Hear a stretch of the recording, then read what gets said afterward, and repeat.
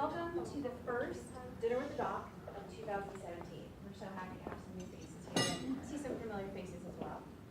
A little bit about Dr. Tory. For those of you that don't know the story, Freedom Wellness Center right next door, awesome place. A decompression, spinal decompression center with a chiropractic in it, like how we like to refer to him.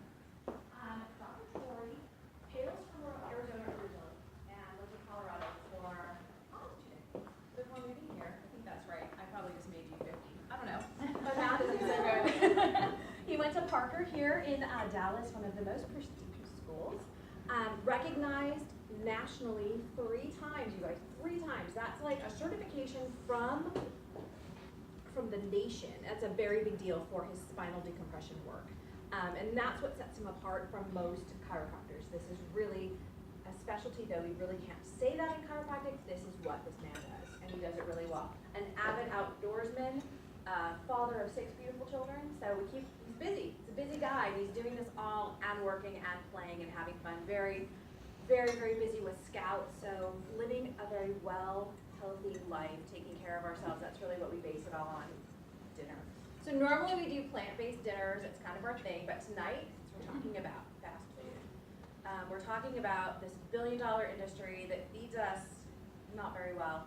We thought we would do animal protein tonight, just to see how that goes over and to see if we can look back and say, how did we feel? Did we feel better when we ate plant-based, or was tonight delicious? And it is pretty good. I know, really good salad. Without further ado, Dr. Tory. Thank you. About fast food. Thank you, thank you, thank you. So before I get started, I just wanted to introduce a couple heavy hitters in the room. First one is Katie Dean. She sells some nutritional products that I support, and they're great for the body. And she's going to be speaking with you next month and a little bit tonight as well. And I fully support her stuff. The other one is Janet Child. She's a certified health coach. She's lost 125 pounds. That deserves a round of applause right there. I did. Gone. So I love that because we're all here to get healthier. We're all here to help other people. Okay, well, how much have you lost? 130 pounds. Great job. So that's super, super exciting because that's where it starts. It starts with the food. Okay, and that's what we're here to talk about. The food is everything that we eat. Found some of that. You found some of it? It's all right. We'll help you with that. So thank you for coming, and I appreciate all of you guys here today. And so let's talk about a little bit about what chiropractic is. There's a lot of people have never even been to chiropractor. In fact, the statistic is, and I told her I wouldn't even use a single statistic tonight, and I'm going to break my rule right now, is that 80% of the population has never been to a chiropractor. That's pretty amazing. That's pretty surprising. So we have a lot of work to do to educate everyone on what chiropractic is and how we represent and how we stand for health. So chiropractic is all about the nervous system. We're actually neurologists through and through. We're the best neurologists there are. Most people think of it as the bone doctor. Yeah, we do move bones, and we're quite good at moving bones, but we're actually neurologists. So your nerves control everything in the body, and we call that the vertebral subluxation complex, or the VSC. So what does that mean? That's a lot of fancy words. Well, subluxation is a bone or joint that's twisted that's pushing on a nerve and affecting it. It's affecting that nerve, okay? So you have a breaker box in your house, right? Everyone has a breaker box in their house. So if you overload your appliance, say that you running your hair dryer or microwave and your stove all on say break it, you'll pop it, right? We've all popped breakers before. Well, that's what happens in your body. That's a subluxation in your house, only now you're thinking of your spine as those circuit breakers in your body. When those get twisted and pinching on that nerve, all the organs and tissues and everything downstream stop working the way they're supposed to. Okay? So what is disease defined? Well, it's dis-ease. So when your body is not at ease, it's called a disease. So when you're subluxated, when it's twisted and pinching on that nerve, your body actually has a disease. Subluxation is a disease because it causes your body not to be at ease. And that's a very important distinction on what we do. Is we actually affect the nerves directly. We change the nerves and how they function so that you're functioning at peak performance. Your body will do anything anything and everything to protect its nervous system. So I don't know how many religious people we have in here. We are in the Bible Belt, so it's almost everyone, which is great. But our bodies were designed in a fashion that everything surrounded in bone is the most vital part, okay? Our brain is the most vital thing. The biggest hole that comes out of our brain is about this big, out of our skull, okay? Then our rib cage houses all of our vital organs surrounded in bone, but not as much as the brain, right? And then everything else we can live without, literally. I mean, we see it all the time with the vets. But we can't live without a heart. Can't live without lungs. We can't live without a liver. And they're all surrounded by bone. Okay, so it's important because our body functions in a hierarchy, and the nervous system is the number one, is the primary force of nature that creates our body. And when that starts altering, we start altering, we start gaining weight, we start having pain down the legs, we start having headaches, we start having all of these diseases that we classify and label, but really it's just a malfunction of the body. I mean, every disease out there is a malfunction of the body, period. And that's kind of what we do. That's a chiropractor. So there's several things that cause subluxations or misalignments, okay? Trauma, toxins, and thoughts. So if you're depressed, or if you have or anxiety or stressed out, you guys feel pretty horrible, right? And you feel like, oh, my shoulders are killing, I'm stressed out. Oh, my legs hurting, I'm stressed out. Or if you're depressed, it just feels like you have no energy and you just feel horrible all inside. Thoughts really do impact our physical components of our body. That's one way that we can get subluxations. The second way is trauma. It's a great example of it right here. Hold up your cast, wave it around. Okay, broken arm, ouch, okay, not pleasant. That's another way that we could get subluxations, okay? Car accident, whiplash, okay? Did you know it takes 5 miles an hour to actually cause ligament damage to your neck? It takes up to 2 years to heal that. Do you get 2 years of treatment after you're in a car accident? No, because insurance only pays for 12, so I only go for a couple weeks. Well, so you're not healed yet. Okay, it takes up to 2 years to heal these ligament injuries. The last one is toxins. Toxins are very important to understand because it is a huge, wide variety. It's the least understood category of all of these. Everyone kind of understands stress, depression, all that, and they understand trauma. But toxins goes from anywhere from water to food to drugs to anything that we put into our bodies or breathe into our bodies, okay? We live in DFW area, one of the highest allergy capital in the world almost. Everyone has allergies in DFW, and if you don't, you'll have it next year. Because our body gets beaten down by the amount of toxins we're putting into our body, and then we develop allergies. Okay? Allergies is just the body's way of going, hey, I don't like this, I can't deal with it, I'm going to pack it in mucus and export it. That's all it does. Okay, so tonight we're talking about food, obviously. Okay?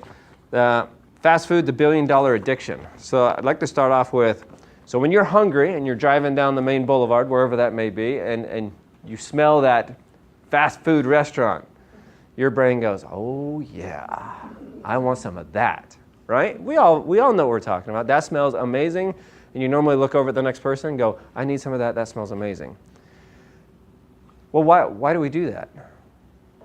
Any ideas? Why do we do that? Let's hear it.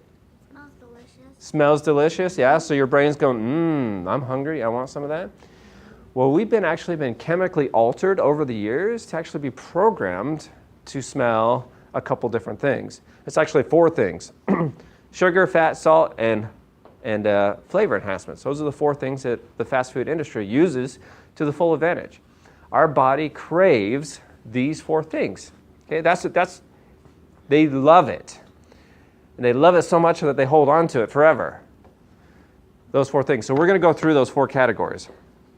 So we're going to talk about taste, let's see here, taste, salt, sugar, fat, and flavor enhancements. So let's talk about salt. So first thing is salt. Well, what is it? You know it's actually a metal. I don't know if you guys knew that. On the periodic table, sodium chloride is actually a type of metal. Right? There's the rocket scientist right there. It's in the metal category. Yes, it is. So it's interesting, okay? And there's lots of different salts, and a lot of them are very toxic to the human body, but sodium chloride is one that we can ingest. And our body actually uses sodium chloride in a lot of different ways. However, if we ingest too much sodium chloride, it causes what? It causes a whole bunch of things. Let's list some things off. What happens if you have too much salt? Dehydration. Whoa, somebody said dehydration. Nice. What else? High blood pressure? That's exactly right. So heart doctors, there's not a heart doctor in here. So what's the first thing they pull when you have a heart attack? Sodium. Gone. You can't have any more sodium. Why? Because it increases your blood pressure. A lot. Actually, tons of increase. What else? So it makes you thirsty, makes you have high blood pressure. What else? Okay. Increases your chance for heart attack. What? Bloated? Bloated. Yeah. Why do you get bloated? That's exactly right. So let's look at it at the cellular level, because we actually do hold on water. You have what's called a sodium-potassium pump in your body, and it pumps sodium out and it pumps potassium in, but it's a gradient-driven. So gradient-driven means if you have high concentration here, it'll pump high concentration to low concentration. But if we take too much salt, then we have way too much salt inside and not enough outside, so it holds on to it. And your water gets hold on, and it never exports that water out of the cell. So your cellular respiration drops down. Now B12 will help you with your cellular respiration, but you need to just cut the salt out. So salt, lots of water weight. In fact, this is why fad diets are so amazing. It's because what do? They remove salt, and what do you do for the first week? You lose like 10 pounds. Yes! It's all water weight, guys. You didn't lose any fat. It's just water weight. You remove the sodium out of your body, all of a sudden it's dumping water. That's the whole purpose of fad diets. It's a diuretic diet. That's what most of them are. Is pizza without salt helpful? Pizza without salt. I don't think I've ever had pizza without salt. It probably tastes like cardboard. No, definitely not good. Okay. What's the difference then between like accent and salt? Accent and salt. Yeah. Accent meaning what? Cooking. It's a cooking. It's called accent. It's the flavor. The flavoring? Oh, I don't know. Obviously, I don't cook enough. No. Is it an MSG flavoring?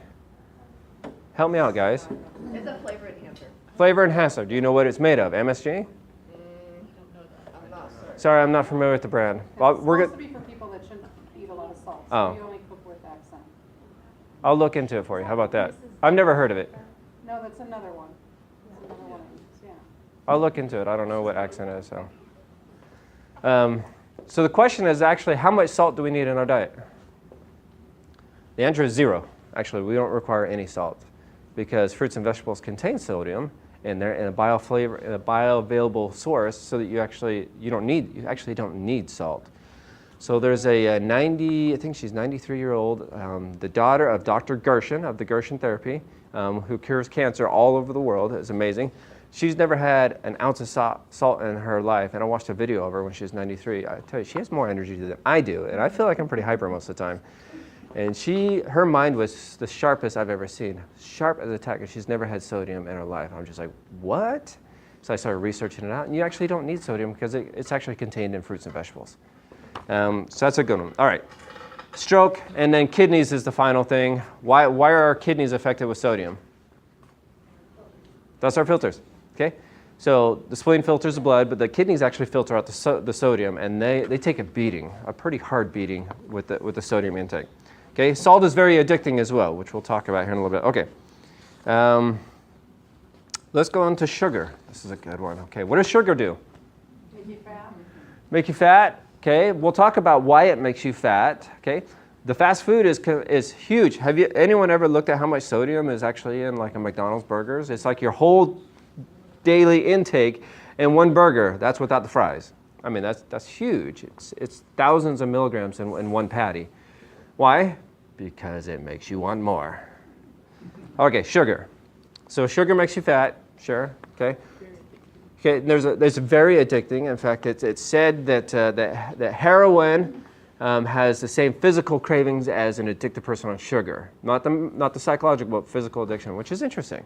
Because sugar can be really hard to break, and you go through massive withdrawal. So it's very addicting. Very, very good. What else? Sugar is bad for your body because it weakens your immune system, makes you sick all the time, right? Is that what your mom says? Probably. What child does? All right, so let's talk about the different types of sugar. There's actually 2 types that our body can use, unless you get into the artificial sugars, which those are really bad. We'll talk a little bit about those. So we have fructose and glucose. It is. Accent has MSG. Okay, so bad. Very bad. We're going to talk about MSG at length, actually, today. I need to speed this up because I'm going too slow. I get too excited. I love this information. So fructose and glucose, okay? What does our body like to use? Fructose is more stable. Fructose is more stable, but can our body use fructose? Why is it more stable? It takes longer to break down. Because fructose breaks down into glucose. Right. Our body uses glucose. Who said it over here? High five. Whoosh. Well done. Our body uses glucose. It can't use fructose. It has to break it down, which is why it's more stable. It's a complex carb, if you will. However, what organ of the body converts fructose to glucose? The liver? What? High five. Whoosh. The liver. That's right. The liver is actually the only organ that converts this. So this brings me to my next point, is what order does our body burn fat? So it burns carbs first, right? What does it burn next? So carbs is a sugar. Yeah. So we have carbs, fats, and proteins. Which order does it burn it in? Protein. Burns protein second, and then it burns fat. So what are our muscles made out of? So how do we ever burn fat? How do we ever burn fat if we burn carbs, then proteins, and then when there are no proteins, it burns fat? I didn't know it burned. Yeah, that's what it converts it in because it's easier. Fat is the hardest thing for the liver to convert. It will pull all the other sources before it pulls fat. This fat is very hard to convert. Okay, goes into gluconeogenesis. You have to look that up. That's really technical and it's really fun, but it's whatever. So how do we do it? Well, as a rocket scientist, you're going to love this Stop it. because it's called a catalyst. A catalyst, right? What's the purpose of a catalyst? To make something very hard a lot easier to do. Okay, so that's how we're able to do it. Now, what's the catalyst in the human body? In fact, we have about 7 of them. Hormones. They're hormones. That's how we're able to bypass proteins and actually burn fat. Hormones. Why do you think women have such a hard time losing weight? Guys can lose it easy, right? We're like, we're going to lose weight. 2 weeks later, we're 20 pounds down. We're like, all right, we're good. We're going back up and we're eating pizza with no salt. So it's actually hormones, okay? And there's actually 7 fat-burning hormones, okay? However, there's only 2 hormones that shut down all, in fact, you only need 2 hormones that will shut down all the fat-burning hormones, but you only one at a time will shut it down. You don't have to have 2 present. The first one is cortisol, okay? So cortisol will shut down every fat-burning hormone in your body. So what's cortisol produced from? Stress. What type of stress? So physical and emotional. So if you break your arm, cortisol release. If you have a divorce, cortisol release. What's the difference between a broken arm and a divorce? Nothing. Your body treats it the same. You have a massive cortisol dump. Boom. What's the biggest problem, especially in America, with cortisol release? You know it. So you're cheating now. Sleep. Lack of sleep. A lack of sleep will cause your cortisol levels to skyrocket. And how much fat burning do you get when you have cortisols present? None. You don't lose weight. You have to have sleep. And how much sleep do you need? Well, these children right here should be getting about 10 to 12 hours a night. As adults over the age of 30, we require 7 to 8 hours. Okay, if you're over 65, it's typically around 6 to 7. So your sleep decreases because your energy output decreases. You don't need to recover as much. But kids, they're running around and bouncing off the walls like yo-yos. I know, I have 6 of them. And I have holes in the wall to prove it. All right.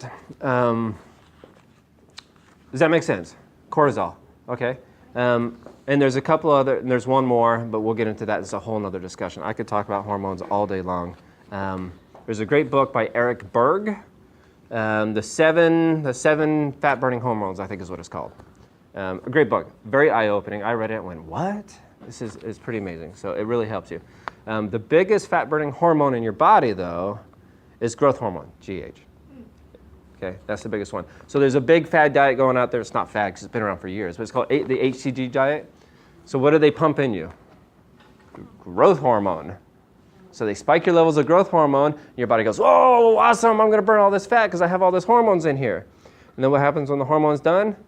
Boom, crash and burn. You're still eating the same way. Back on it goes. Okay, doesn't work. It's not sustainable. It is sustainable, though, if you lift weights, because guess what happens when you lift weights? Growth hormone. because you're tearing up muscle and your body goes, oh, I need to repair that. So where do you actually lose weight at? This is really getting off topic. The gym. The gym. Actually, no. You actually get it when you're sleeping. You lose weight when you sleep, because that's when your repair cycle happens, right? So your body goes, work out real hard, tear all the muscles up to shreds, and you go to sleep, and that's when the body goes, okay, repair cycle. So gluconeogenesis kicks in, and it starts harvesting all this fat based off of the growth hormone, because your body released tons of growth hormone to actually start harvesting this fat. So the best weight loss program is heavy weights, not cardio. Go to the gym and look at the people running on the treadmill. They're all fat. You look at the people lifting weights, they're all ripped. There's a huge difference because they're actually releasing growth hormones. Okay, so fat. Why do we have fat? So we have salt, sugar, fat, and flavor enhancers. So fat. Why do fast food restaurants put fat in the food? It's addictive. It's what? Addictive. And someone said it over here. Flavor. Okay, what's the most flavorful steak? Oh, with the fat. It's the one with the fat. Why? Because it tastes good. It's nasty, but it tastes good. Okay, so what organ in the body breaks down fat? There's only one. The liver. Now, how important is it when you're trying to lose weight to detox the liver? Oh, it's vital. It's vital. It's not okay, yeah, I think I'm going to do some liver support. No, you have to do liver support. And I have several different ways to do it. I have my favorites that work really well. Okay, and then flavor enhancers. And this is the meat of the program right here. Flavor enhancers. Whew. Let's talk about MSG. What is MSG? Does anyone know what it stands for? Sodium glutamate. Yeah, everybody knows this because it was big in the 80s, right? It's just like blew out of the water. That's about when you were 10, right? Chinese food. So let's bring that up. Thank you. So has anyone ever sat down to Chinese food and they have like 5 entrees out there and you walk away and you've eaten every single entree? You're like, wow, I'm still hungry. Well, you know what MSG actually does? It's an appetite suppressor. You just ingested 3,000 calories and you're still hungry when your body is supposed to go, hello, 3,000 calories, go throw up.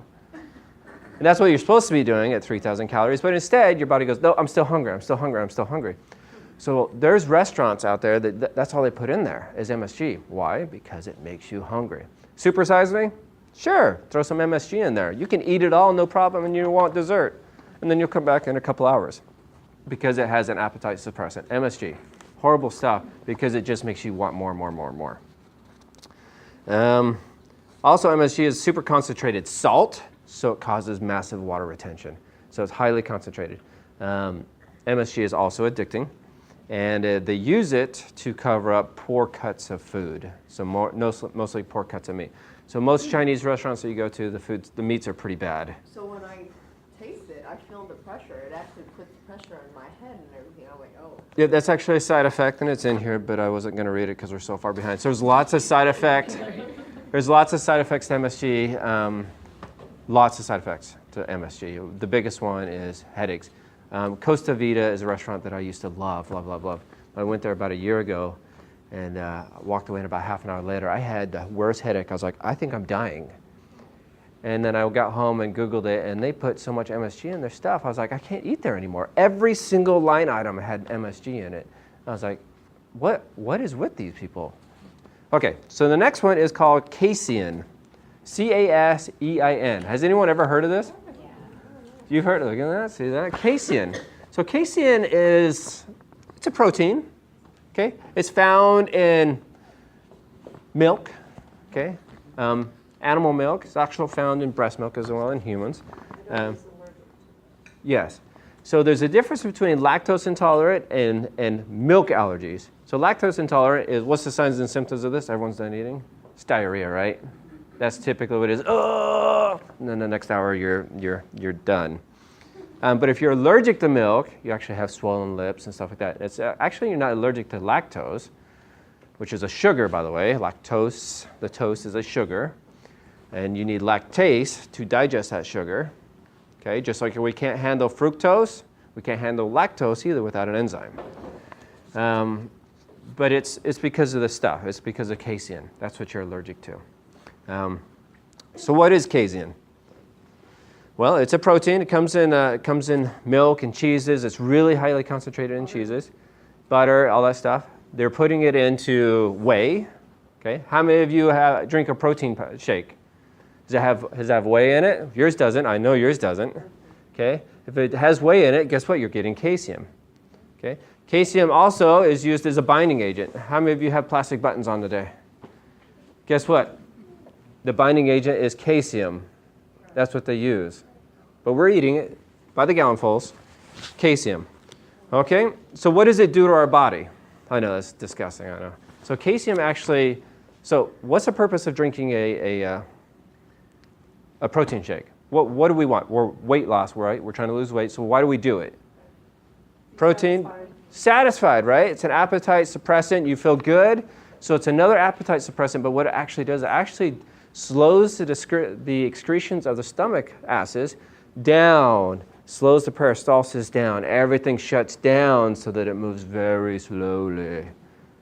And that's how it works. So when you drink your protein shake, you got caseum going through your body, and you're like, hey, I'm not full for like 5 hours. We're good to go. And look, I only had like 150 calories. I'm losing weight like crazy. Wrong, because your whole body is shutting down. Your whole metabolism shutting down. Everything's shutting down because of the caseum.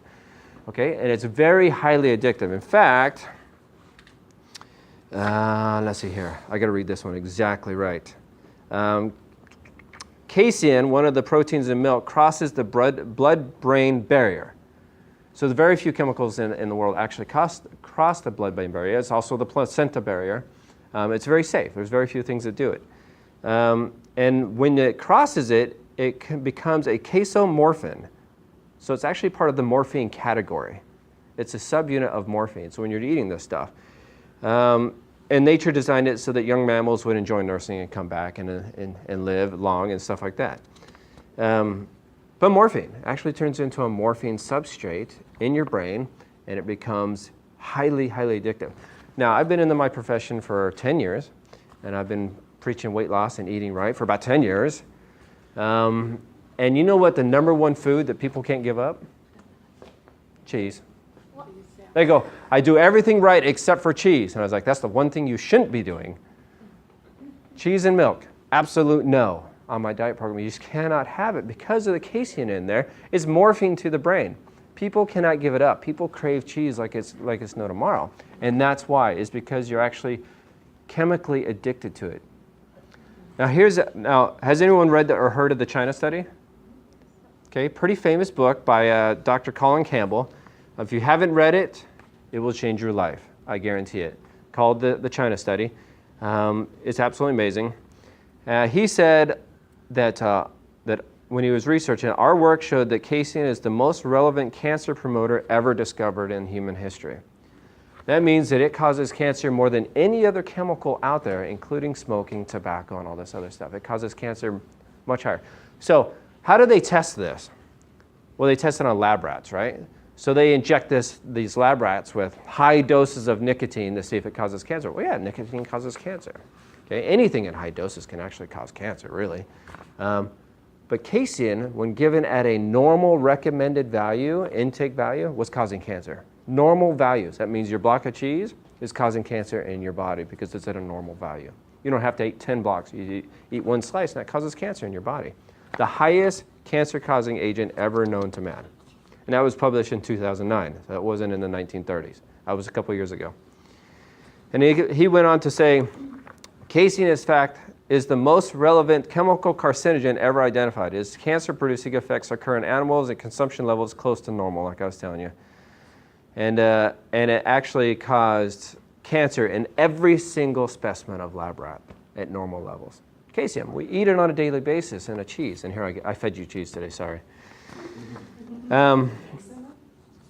Yeah, well, there is some cheese in there, but we don't eat cheese at our house, so we don't eat meat hardly ever either. So that's casein. That's fast food. They pump it full of everything. Why? Because it's highly, highly addictive. It is a morphine in your body.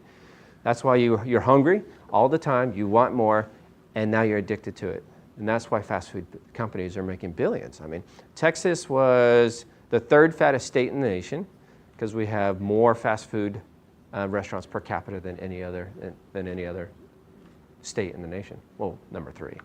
I can't remember what number 1 or number 2 was. That was a couple of sessions ago.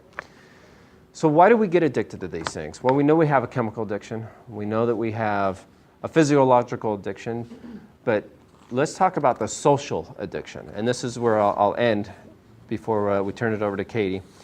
Is who's ever heard of the hormone called dopamine? Okay, everyone, right? Everyone likes dopamine. Why? What does dopamine do? Makes you feel. It's a feel-good hormone, right? Calms you down. Very similar reaction to like marijuana. Okay, you just feel good. It's a relaxing, I feel good I drug. don't know about that, do you? No, but I've studied it. No. So dopamine, it's a great drug. So we're in American, mostly almost all over the world now, we're on a reward-based food system, right? We eat when we're depressed, we eat when we're happy, we are on reward. I'm depressed, I need chocolate. Oh, I'm happy, I need chocolate. I've had a kind of a long day, I'll have chocolate. It's a reward-based system. All of us go through it. Don't shake your head no, because I know you're lying. All of us do it. Okay, I do it in my clinic. Oh, we had a great day. I'm going to go home and have ice cream. Oh, it's a bad idea because I hate it. Oh, I love it, but I regret it every time I do it.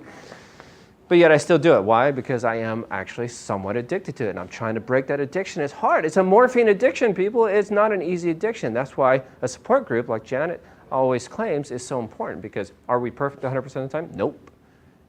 Okay? There's only one man that I know is perfect, and he has 3 letters. I have 4. Okay? So that's how it is. So support groups, stay away from fast food. Please, please, please. Okay, make your own. Chipotle, I will shout out for Chipotle today, and we were actually going to order them. Chipotle doesn't have any MSG, doesn't have any hormones. It is hormone-free, MSG-free. It is clean, clean, clean food, except for the cheese and sour cream, which if you get the veggie bowl, you can avoid that step, and it doesn't change the flavor at all. So when you say, oh gosh, where are we going to go eat tonight? Eat at Chipotle's. It's so much better for you. Or eat at Salata, where they actually have, vegetables and stuff like that. So there are healthy choices out there to eat, but the best way to eat is eat at home. So I'm going to turn some time over to Katie, and then after Katie's done, we'll wrap it up really quick. So are there any questions before Katie comes up? Oh, no. That was a lot of information. I just overloaded you, I'm sure. But all right, Katie, come on up.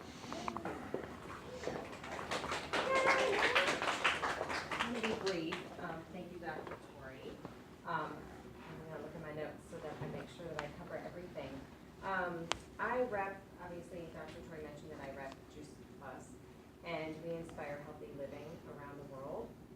And we're the most thoroughly researched nutritional product on the market. And thank you so much for educating us on the dangers of fast food consumption and making us more aware of what it's really doing inside of our bodies, because that's very, very important for us to know. And then after talking about problems with fast food consumption, I think it's safe to say that we don't have a vitamin deficiency, but we have a whole food deficiency in this country and other countries too, but I think the U.S. is worse. Plants have phytochemicals, plant chemicals that provide micronutrients and macronutrients in our daily diet, which is necessary in living a healthy lifestyle for everybody. So somehow we have to figure out how to bridge the gap between what we do eat and what we really should be eating every single day. And Juice Plus does just that with simple whole food nutrition that allows us to flood our bodies with dozens of plants, fruits, and vegetables and berries every single day. So next month I'm going to dive into that a little bit more, and feel free to come up and look at some of the pamphlets that we have up here. So thank you again, and I'm going to turn it right back over to Dr. Tory. Thank you, Katie. So next month we're going to be talking about Katie exclusively about Juice Plus. We'll be talking about micronutrients, the difference between micro and macronutrients, why micronutrients are essential to good, healthy living, and why we're not getting enough. It's a great education tool. It will change the way you eat at home, so come prepared. Bring some paper and pen, or type on your phone, because we're going to give you a lot of tools to empower yourself so that you can help your journey get further, because everyone's on a journey in life. No one's stagnant. If you're stagnant, you're dead. So everyone's on a journey. I don't care if you're going down or up, you're always moving. We're here to get you on the right track and get you going. I do want to leave with one offer. We always leave with an offer, and that is if you wish to become a patient of mine, then it's $19. for the first initial exam consultation and the first treatment, $19. And I treat kids free, so if the parents are under care, the kids are free. I don't think there's a doctor in the world that does that. What's that? Maybe my niece. Yes, of course. And that's it. That's what it is. I'm here to take care of your nervous system. We want to get your nervous system back on track. We want to make sure it's firing perfectly so that everything else will fire perfectly. That's the first thing we have to fix is the nervous system. And we do that through all the things we talked about today. Any questions? I do have a question. So when you talk about whey having the casein in there, I know that ours is undenatured, and then glutamate is also a source that has casein, but it's also fish, natural forms and stuff like, and it's low, like even tomatoes and stuff. Yeah, yes, you're exactly right, and you've done your research on it, which is good. So casein in high doses, which is what the fast food restaurants use. Okay. Casein is found in a lot of different sources, and there's lots of different types of casein. But that's it. Again, it's a subject for another one, but it's great. Our whey protein every day, so that's why I'm asking the question. Yeah, that has a lot of casein in it, the whey protein, because it's a milk substrate. Right. There's rice protein that's far better that does not have whey in it that will give you the same effect, but it will not slow down the metabolism. It will not set in your gut and create a bolus of food in there that doesn't move through your intestines. That's what the whey protein with casein in it does. Right. Rice protein and pea protein and all this other protein is far better because it actually digests in your body instead of rotting in there. So even if it's undernatured, it's still. It still has casein in it, yeah, because it's from milk. But I saw there's an article on the functional benefits of whey protein. The amino acid profile is like so close to ours. You're right, and it is. And there's lots of good things out there. Like Isogenics is a great brand. I think that's what you Yeah, that's what of you're course, that's the one I do. And there's lots of good things out there. There's tons of good things out there, but it's the bad that can combat some of that good. You can have as much good as you want, but if you're drinking gasoline with your fruits and vegetables, you're still going to have the side effect of the gasoline. Does that make sense? Yeah. And that's why within the company they have a plant-based protein. Go with it, because it's far better. Okay, rice protein and pea protein, and there's several different proteins out there that are plant-based. I love it because everyone's so stuck on the protein thing. How much protein does our body actually need? Well, read 10 different books and you get 10 different answers. Someone say, I need 500 milligrams of protein, I need 50 milligrams of protein. Well, what's the correct answer? Well, what's the largest land animal known to man that's still living? Well, it's an elephant. How much meat do they eat? An absolute zero. Well, they're not like us. Well, they're mammals, but they're not like us. Okay, well, let's go to the gorilla. How identical are they to us?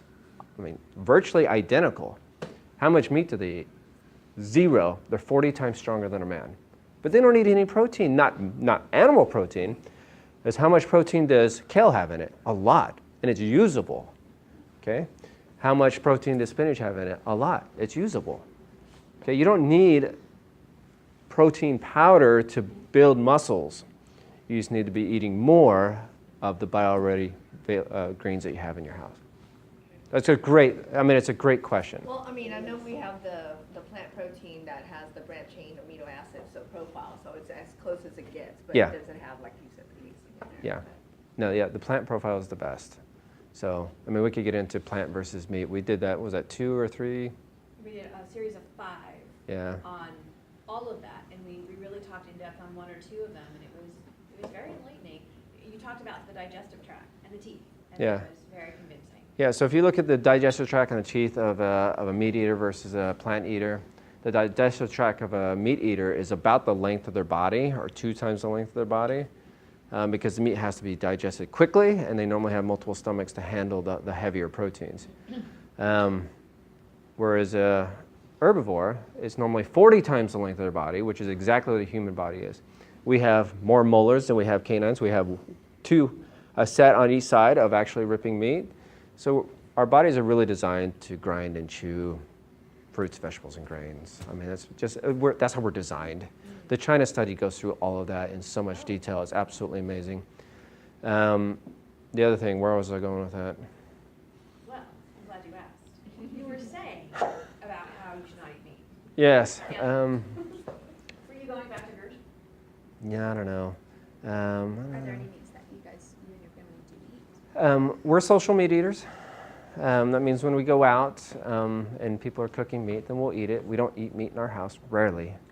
If our kids on birthday dinners, if they want a steak, then we'll cook a steak.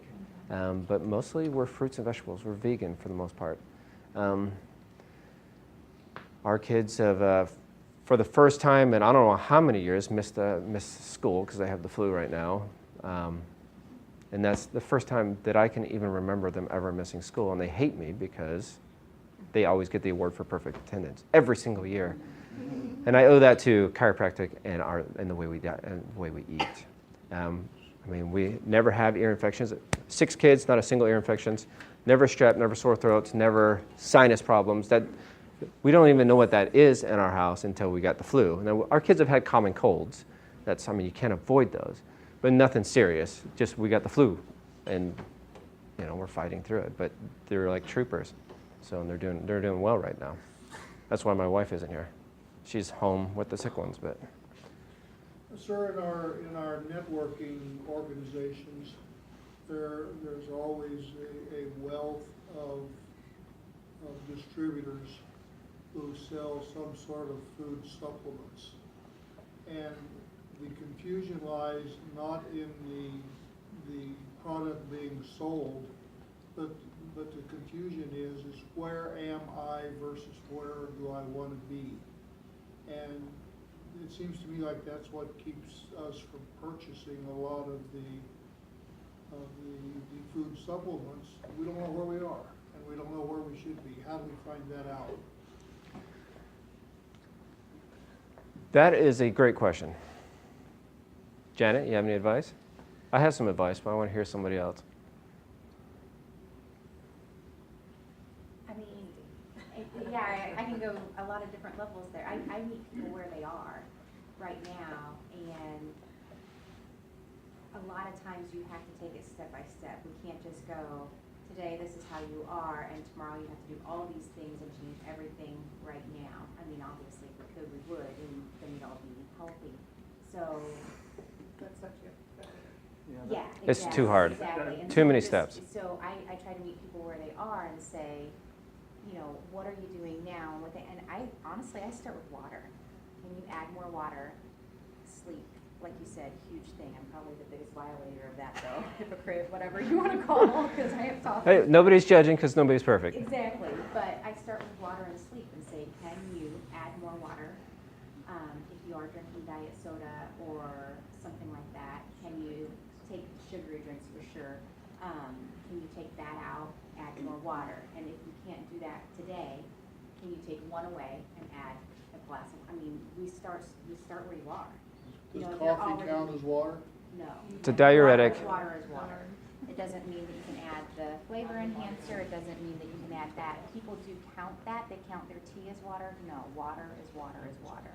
And the difficulty with that is just all our bodies are different. That's right. Yes. And there's underlying health issues that we may not be Exactly, which aware is why of. you have to meet them where they are, because if you're diabetic, It's you not- need to start here. If you're high blood pressure, you need to start here. If you're all those Correct. things, you need, I mean, there's just so many different There's things so that many- you have to. Yep. Factors to customize something specifically for you. That's why these fad diets, the blanket all, oh, you're going to lose weight, they just don't work. You need someone who's studied out.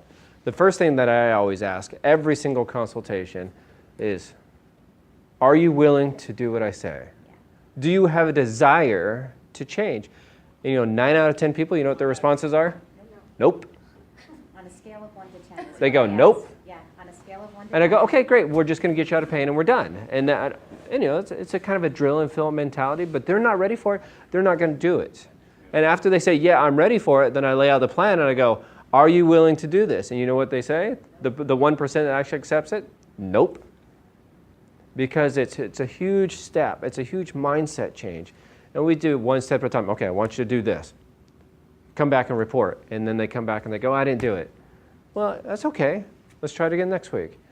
So where you're at now and where you want to be, well, I can tell you where you want to be, but where do you want to be? That's my question. Do you want to be 50 pounds lighter? Well, we can get you there. Do you want to be out running a marathon? Well, that's kind of unrealistic.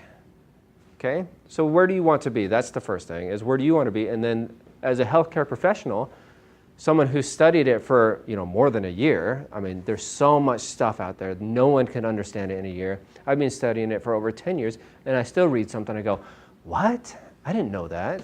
Okay, and I've studied it for 10 years nonstop every day. But I have a lot more information than most people out there because I've been studying it. Does that answer your question? So since you have, Rephrase it then. no. Rephrase Since your you question. have so much, oh, well, okay, go ahead. No. Well, since you were talking about all of us being different, and you have so many resources, I actually was interested in doing some genetic testing to figure that stuff out. Do you think that would actually help? Yes. Okay. And they have some great genetical testing out there. It's more geared towards drug-based right now. So they'll tell you whether your drugs will react with your DNA properly, whether you're metabolize it too fast or metabolize it too slow. But they are starting to develop a new blood test on food base, whether your body will handle the food. And there's a diet called the blood type diet. I'm sure you guys have heard of that book. Like A type is supposed to be vegan, C type is supposed to be meat. Blood type is such a minuscule part of who we are. I mean, We'll identify like calcium. You have a problem with calcium. Yeah. So you can't take supplements with calcium, so you need to avoid that kind of stuff. right. And there are tests developing. There's none developed 100% that I know of yet, but they're gearing towards it. I know of the drug one, and I know of the allergy one now that's developing that we can tell what foods you're allergic to.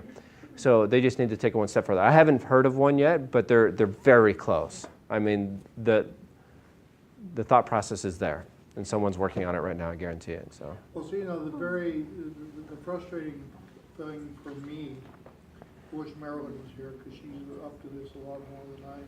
But, I can go to a health food store and I can buy a bottle of zinc, I can buy a bottle of chromium, I can buy magnesium, I can buy, the list just goes on and on.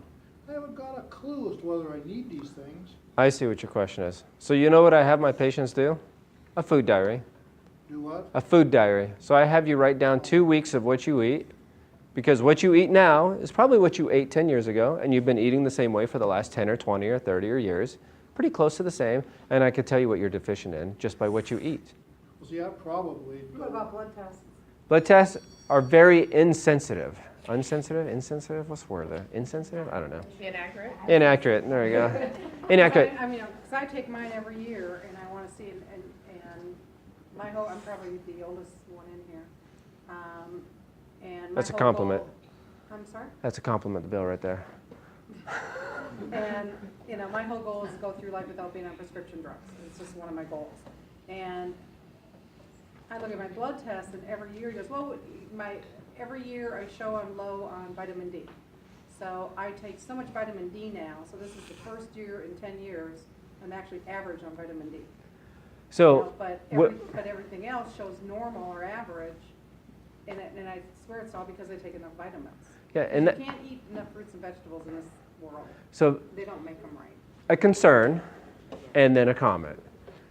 ADEK, ADEK are fat-soluble vitamins. You can OD on them, which can cause liver failure.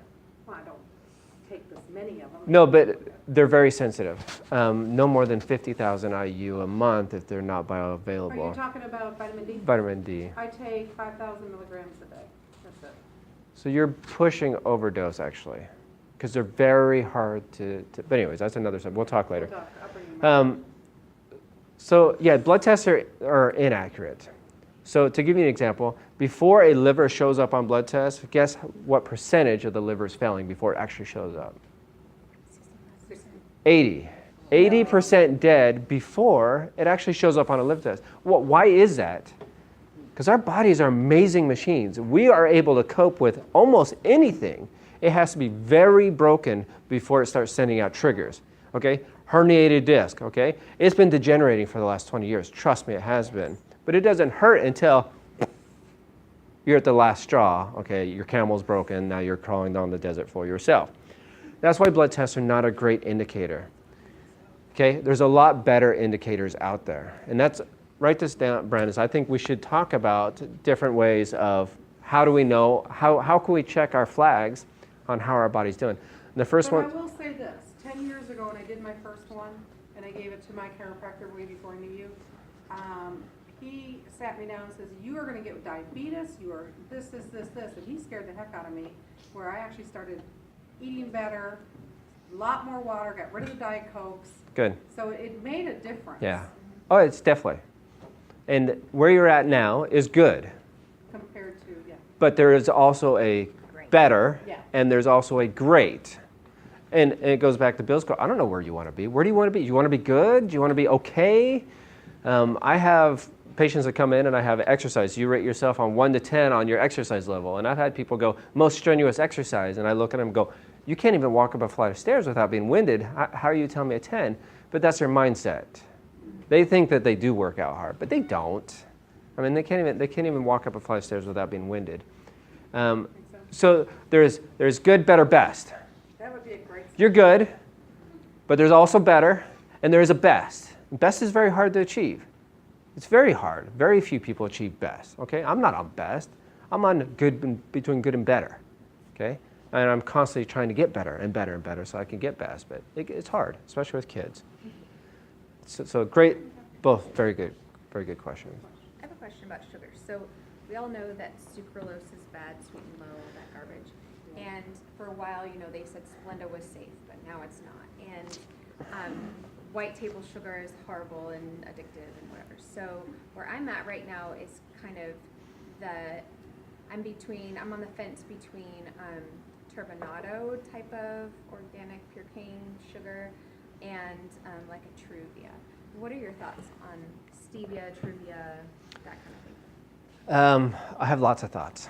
This could take all And night. what about like pure natural honey agave? Yeah. Honey's great. Honey's excellent. Is it sugar? Yep, still sugar. So this rolls into the oil content. Everyone says, well, coconut oil is the best oil for you. It's really good. It's healthy oil. Guess what? It's still 100% fat. Right. Okay, it's not good at all. It's better than this, but it's still bad. Okay, sugar. Okay, is sugar necessary for our body? Absolutely, yes. We need sugar. Our body will die if we do not have sugar. It is an essential component to our genetic makeup, our chemical makeup. We have to have it. So what type of sugar does our body need? Glucose. What's the closest form to glucose? Table sugar is actually. Okay? But our body wasn't designed to digest glucose. It was designed to digest fructose because it contains all the chemical compositions to convert fructose into glucose. Can we take glucose and survive? Yeah, we can. But fructose is far better. Well, where do we find fructose? Fruits. Do you need table sugar ever? No. Can you have it? Sure. Can you have 10 cubes of sugar every day? You know how much 10 cubes are? That's 1 can of Coke. So I did a presentation a year ago where I had 10 cubes up here, and I had a volunteer come up and eat the 10 cubes of sugar. He couldn't make it through it. I was like, well, that's what a can of Coke is. And it was just like, what? They put chemicals in the Coke so you don't feel sick from all the That's sugar. That's why you exactly right. So sugar. You're trying to sweeten something like with Truvia. So Tea or yeah, so I like stevia the most because there's no refinement. It comes off of a leaf. But if I had to choose, it'd be pure sugar. like turbinado type. Yep, that's fine. Organic pure cane Yep. sugar, not white table sugar. No, yeah, the organic kind that's the least refinement it has, the better it is. If I were to choose, I'd use honey, but honey changes the flavor of most teas. And it'd be raw organic honey. I like my teas not sweetened though. I've been really working on reducing the amount of sugar. If you really work on it, your sugar levels really, you don't need them. So the answer to your question is, it's entirely up to you. Moderation. Can you eat table sugar? Certainly. Can you have 10 cubes a day? I highly don't recommend it. But you can. People drink Coke cans every day, right? Most people drink 6 to 7 Coke cans every day. I went over to a friend's house and got a basketball hoop for my kids, and he had 2 50-gallon drums full of soda cans, crushed. I don't know how many thousands of cans that was. I was like, whoa, this is a lot of cans. How long have you been collecting? Oh, about a month and a half. And I was like, what? And this guy's 6'2" and about 400 pounds. Is that too much sugar? Well, I would say yes, it's too much sugar. How much sugar? But he doesn't think it's too much sugar, obviously, because he's still doing it. So it's a mindset. What Okay. I've heard there's something Sorry. in there that takes out all of the calcium out of your bones that you need. It's a great question. It's called phosphoric acid. Yeah. So phosphoric acid is in all the colas like Pepsi and Coke and stuff like that. It leaches calcium out of your body, out of your bones, and that's where you get calcium stones from, or renal stones. My cure for kidney stones is a 6-pack of Pepsi in 1 hour. Why? Because you're drinking phosphoric acid that will dissolve the stones, and then stop drinking Pepsi. We had a patient recently, Yeah. Elle, and she legitimately did that and was going in for her ultrasound, did a 6-pack of Coke in an hour, and it was gone. Gone. Gone. It's insane. Because it dissolves the calcium. It actually dissolves the bone in your body, and then it's fine. Well, you're drinking it constantly, low-dose aspirins, which I hate. You're constantly leaching the calcium out of your body, and then we have brittle bones disease all over the place. What, low-dose aspirin? Well, it's like a low-dose aspirin, drinking a Pepsi or a Coke a day. Aspirin every day. Yeah. Is that also in like the diet, Pepsi's? Yeah, it has phosphoric acid in it, and never drink diet. We won't even talk about that. That is bad, bad. So how much sugar can you have on a daily basis? What's a good dosage? I mean, even fruits have a lot of sugar. Yeah, so sugar isn't, people think that sugar is really bad, but it's actually not that bad for you, especially if you're eating in fruit. Can you OD on sugar in fruit? Yeah, but it would take a lot. So It'd take a mango lot has of about fruit. 24 grams. How Yeah. much mango's gonna have? So you can eat a lot. So when we're juicing, and we'll talk about juicing next time with Juice Plus, because we do a lot of juicing in our house, and there is a lot of sugar in there, a lot of sugar in there. But our body can process it very quickly when we're eating greens. Because with greens, the sugars are fine because it combats it, and they work together, and it processes it quickly, and you process more of it, and then you're good to go. But if you mix sugar with fat and salt, we got problems because it'll process the sugars. Your body has a hard time processing the salts because you're not drinking water, you're drinking sugar, and then the fat goes into fat, converts it to fat. So sugar, if you're eating healthy, it's not a big deal. Our body's designed to eat sugar and process sugar. So 4 mangoes, huh? Go for it. Go for it. Good. All great questions. Anything else? Thank you, Dr. Tory. Thank you, guys, and thanks for coming.